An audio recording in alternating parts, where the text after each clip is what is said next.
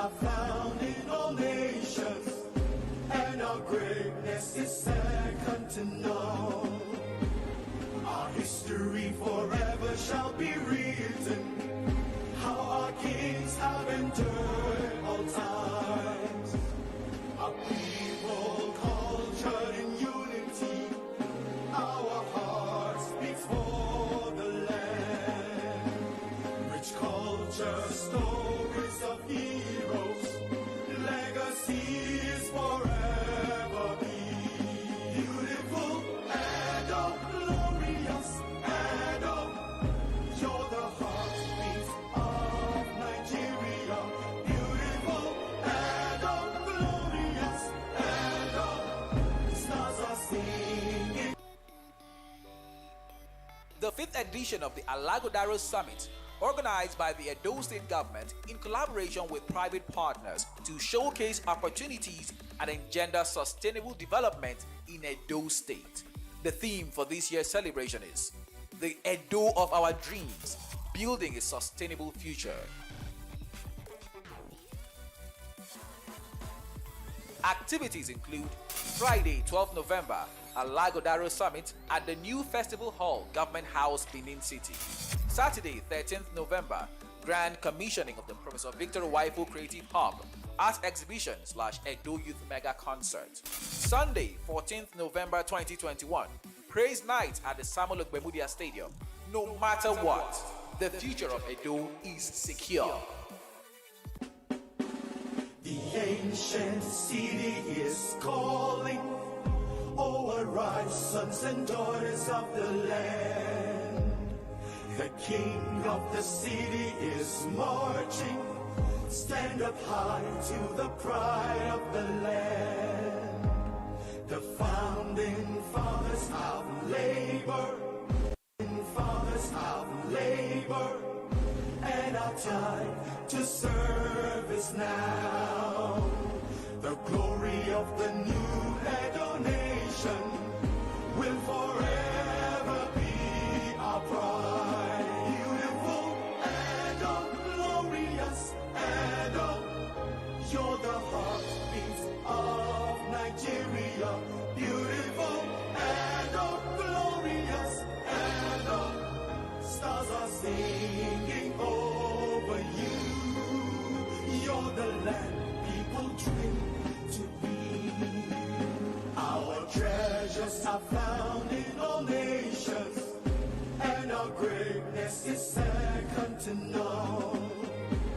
Our history forever.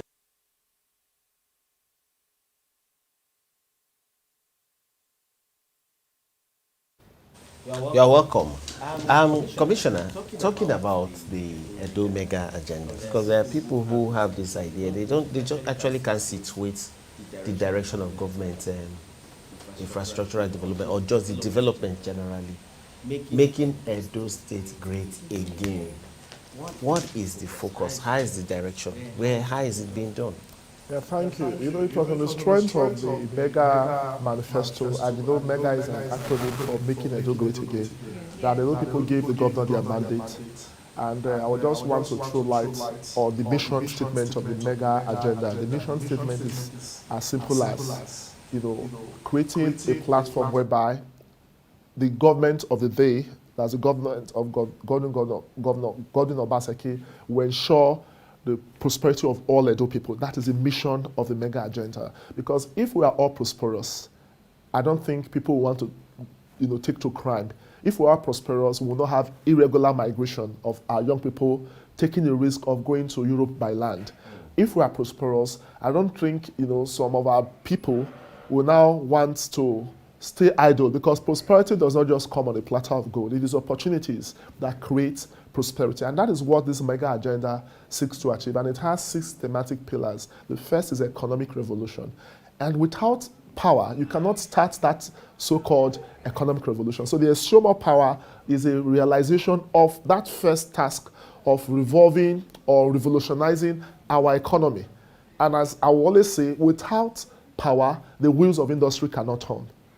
Even with power, this program is being beamed to our viewers, both at home and in diaspora.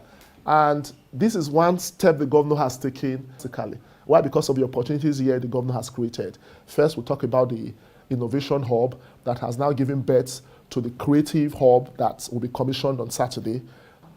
Edowood or some other name that, we give people of the state a sense of, we have a very rich culture. We have many stories to tell the world. Yes. Stories that can get to Netflix. When we were growing up, remember Pot of Life, Amiwu? When we were growing up, we watched Hotel de Jordan. We watched, teledrama series by the then BTV, which later became BBS, then EBS. So there's a whole lot we can do in that area. We have great icons that have come from this state. The Lancelot, Uduwa, Maswe, and many others that I think will now serve as mentors. So that when we talk of the Nollywood industry, the benefit it has brought. A whole lot of these programs on DSTV, African Magic. So if Edo now joins others in that area, our young people will be effectively engaged. The tech park, that's one other area that will help to achieve that talk of economic revolution and the benefit it will bring. A whole lot of companies are thinking of partnering. And once that partnership is there, our young people, of course, become employers of their own, business areas. Like, I give you an example. In India, for instance, most of the phones we use, some of these phones come from India. So if we talk of the South Silicon Valley, which this tech park, offers, it means that a whole lot of these products we use today, if they will come, most of these will be made in Nigeria, and it will be the destination. So just think about that. It's something that, an ordinary eye cannot see. It's only when you are a visionary like our governor, you'll be able to see these things. We've done it with Osiomo, and we know we can replicate it in the Tech Park project, which will be commissioned today, and many others. Then the second on that list is infrastructural development. You agree with me that of all the roads we've mentioned, there's a whole lot that government is still doing. Beyond this issue of roads, we have infrastructures that I've mentioned, Block C and D. There's a whole lot of new buildings that have sprang up. You go to the premises of the Edo State Traffic Management Agency. We now have a training academy there. Most of the other projects that this government has done, the buildings you have in these Edo GIs, they were built from the scratch. The environment, people who go to process their COO, they will agree with us that a whole lot has been done in digitizing government. And apart from that, in the educational sector, there are some of these things that cut across, like the State School of Nursing, maybe under the Ministry of Health, but there's an educational element in it. People are going to school. Most of our people who think of going abroad as nurses, they can receive their training here. Yeah. And by the time they graduate, because of the kind of facilities we have in our State School of Nursing, there's nowhere in the world they cannot travel to, thereby transforming irregular migration to regular migration, because they will now go abroad the proper way. So that is for infrastructural development. Institutional reforms, the civil service has been transformed. We now have the Edo State, of course, the Edo State Civil Service Transformation and Enhancement Program, which was recently launched by the governor. To a very large extent, that program has now made ease of doing business within the public and private, the public and civil service easy. So that if you want, like the COO now, if you want to access some of this information, we are going to create a website at the level of my ministry, so that all the information of government, with the click of a finger, you can get anything about the Edo State government across all the ministries, across all the agencies of government. We are moving gradually into an e-governance platform. And the idea is that the government had engaged some consultants, and a whole lot of ministries have been restructured, so that some of these ministries were doing multiple functions. So most of these ministries have been merged.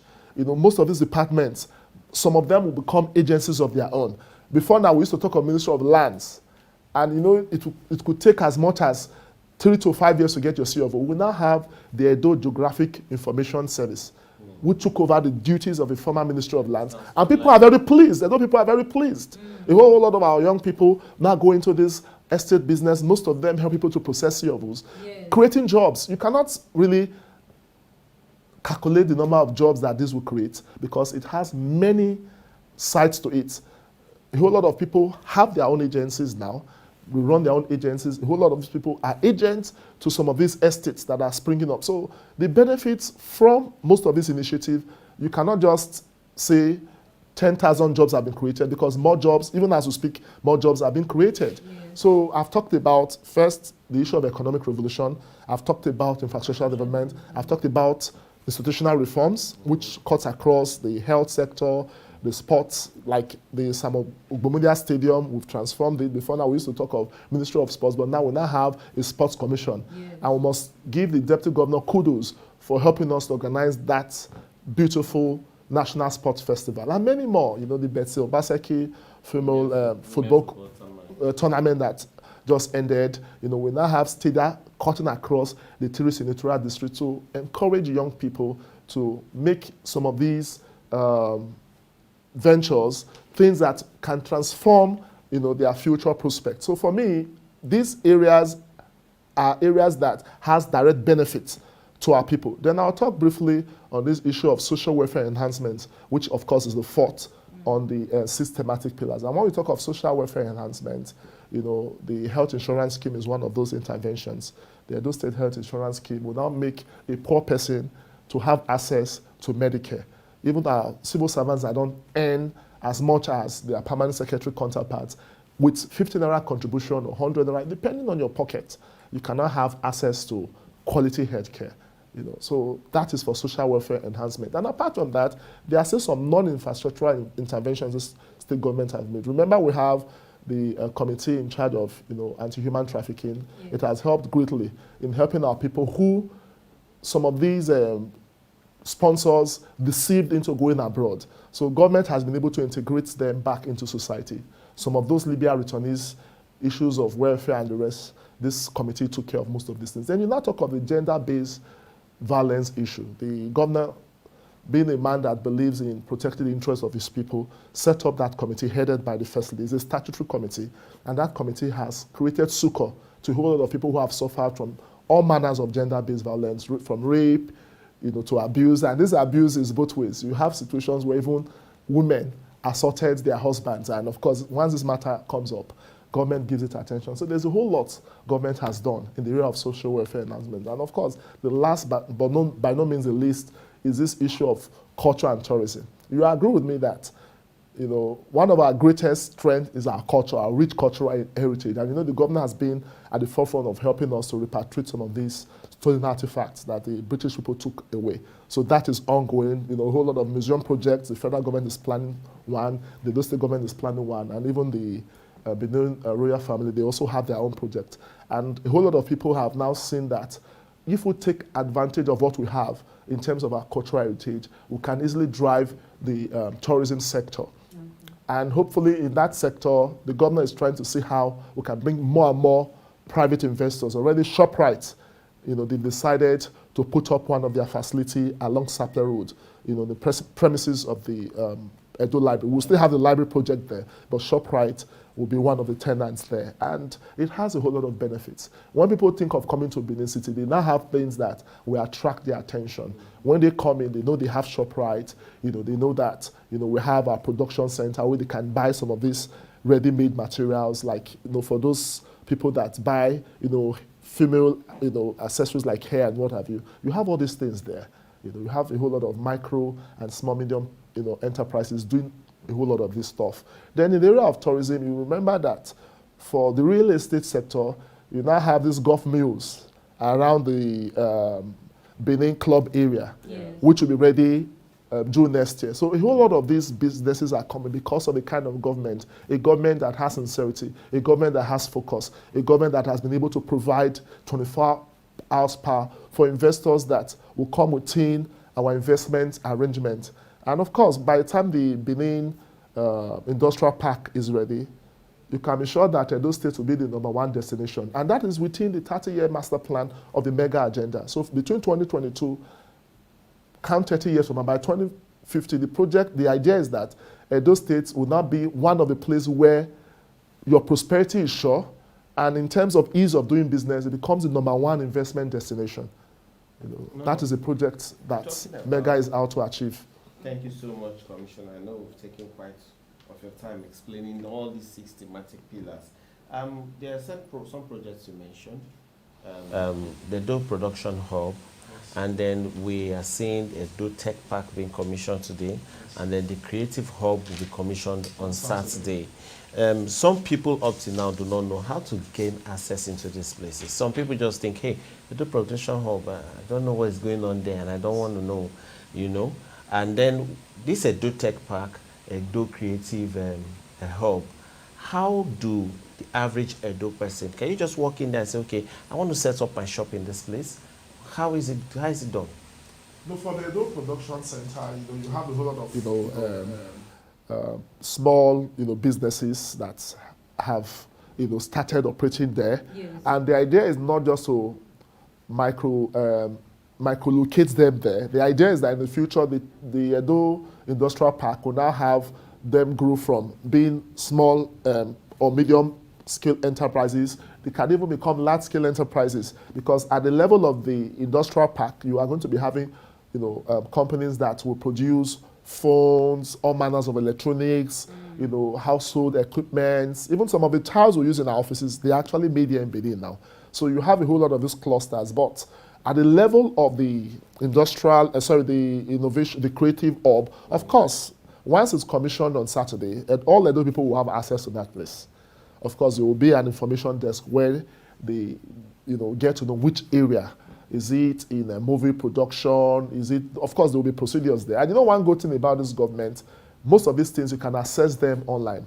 The Edo Jobs, they have their website, they have their emails and what have you. And most of these things can be accessed on their Facebook page, their Instagram page. So it's something that can easily be accessible. And a whole lot of our young people, they have access to some of this information. It's not something that, is hidden. It's there. Even watching this program, you can get some of these links. Okay. Honorable Commissioner, on August 27, Edo celebrated 30 years as a state. Yes. Now the question is, how would you describe the journey so far? How is the governor harnessing the huge potential in this state? And in addition to that question, Realizing the in the mind, you just came out from ESCO. I would like to know what goes on in there. Because by the time you come out and you're talking and you're like, wow, how does the governor sit with you guys? What happens? Talk to us. Issues at ESCO are things border the states. And all the projects you see, most of these things are deliberated there. And most of the deliberations, you will see the results as we hit the ground running on each of those items. So it's not something that, it's not everything that happens in government that you come out to see. The result of what you see out there in the projects like road, construction, the fact that people get their salaries, people get their pensions. Some of these decisions are taken at different levels. You have the House of Assembly that, of course, has the duty of ensuring that these legislations, most of these agencies we talk of today, Edo GIs, they are all creations of law. The Sports Commission and what have you, even Edo BEST, that's the Edo State Universal Basic Education Board, is responsible for. Some of these things are products of law. So both the legislature and the executive, they have to work hand in hand. So the most important thing is your question. Can you remind me, what was your question? Yes, I said Edo just, August 27, we said. Okay, I now got it. I now get it. So for me, as a state, we are not in competition with Delta or any other state. But you agree with me that we have done a whole lot. In the area of the power sector, that area has been transformed. In the area of sports, that area has been transformed. We hosted the sports festival and we have gotten so much of accolades. You see our way of responding to issues from the COVID angle. You saw the way Edo State responded to COVID. A whole lot of people came here to do their testing, the PCR machines that came in. We got commendations from the WHO and other agencies like our local variants, the National Commission, the Body Response, NCDC, commended us severally. The rate at which, we were able to reduce the death, rate, as it relates to COVID-related deaths. And we still have those facilities, So for me, Edo State under Godwin Obaseki is great, because before now, we could not boast that Edo was a great state. And the founding fathers have laid that foundation, and this present governor is laying a new foundation for the new Edo that is not a civil service state, but it's a place where investors can come and have value for their money. Wow. For 12 years, they were on this ShopRite thing, they could not achieve it. Under this present government, the ShopRite project has started, and many more will come. Where you have Garrick Memorial, there's a new event, conference area, and for me, once these projects come, the way can see revolution, people will be able to appreciate it better. It's not what I'm going to say here, it is what the people will expect. Yes. There's hope for all Edo people. Okay. Our young people should realize that the tech park is for Edo people, right? Yes. Edo people must take advantage of this. It should not be fair for people from other states to take advantage of what we have in the tech park that will create opportunities for them to learn. There'll be, of course, training is ongoing as we speak. As we commission, you will see that we have over 100 young people there. The creative hub, for those interested in acting, you don't even need to get university education to take advantage of some of these things. You just need your basic secondary education, either at the junior or at the senior level. For those in Benin Technical College, of course, by the time they graduate, they have a place where they can acquire more skills. The tech park is there, the innovation hub is there. So for us, we are going to have a population, a young population, that can compete favorably with what we have elsewhere, either in China or in India. Wow. So just watch out for Edo. Okay. Within the next 30 years, watch out for Edo. Just a quick question. You've mentioned a whole lot of projects and structures. I hope the government is putting on setting up mechanism to help check Sustain. these projects and sustain it. If you're having a world-class facility, there should be mechanism put in place, to sustain it. Thank you. That's a very brilliant question. Already we have the creation of law, so the Edo State Facility has played a very huge role. You find that you see our civil service building, unlike in the past where you have broken windows and facilities. So they've been able to help us ensure that most of these facilities are in good shape. Okay. You see our public service buildings, in terms of the cleaning and the rest. So that particular agency has that duty, unlike in the past where government will have to outsource some of these things. Okay. So we have an agency responsible for that. And the good thing about this is that most of these agencies, they are creation of law. So nobody will just come tomorrow and say, no, I don't want this. You have to go through the process of legislation. And it is those people that still occupy some of these offices, namely the lawmakers were elected by people. So the people will not allow their lawmakers to reverse some of these developmental strides of this present administration. But what is most important is a good idea. You cannot kill a good idea. True. Thank you so much, Honorable Commissioner. It's been quite a beautiful time with you, and I'm very, very sure that our audience, they really liked what they heard. And as we're saying, we'll be having another guest tomorrow, and when we do, we're definitely going to promote it. Remember, share, like, comment, and post your questions. Till we see you again, it is bye from us. My name is Peter Okonkwo, and I have here Nguva Sarah. Say bye for now. Thank you so much for joining. Thank you so much for joining. That will force. The 5th edition of the Alaghodaro Summit, organized by the Edo State Government in collaboration with private partners to showcase opportunities and engender sustainable development in Edo State. The theme for this year's celebration is the Edo of our dreams, building a sustainable future. Activities include Friday, 12 November, Alaghodaro Summit at the new Festival Hall, Government House, Benin City. Saturday, 13th November, Grand Commissioning of the Professor Victor Waifo Creative Hub, Art Exhibition / Edo Youth Mega Concert. Sunday, 14th November 2021, Praise Night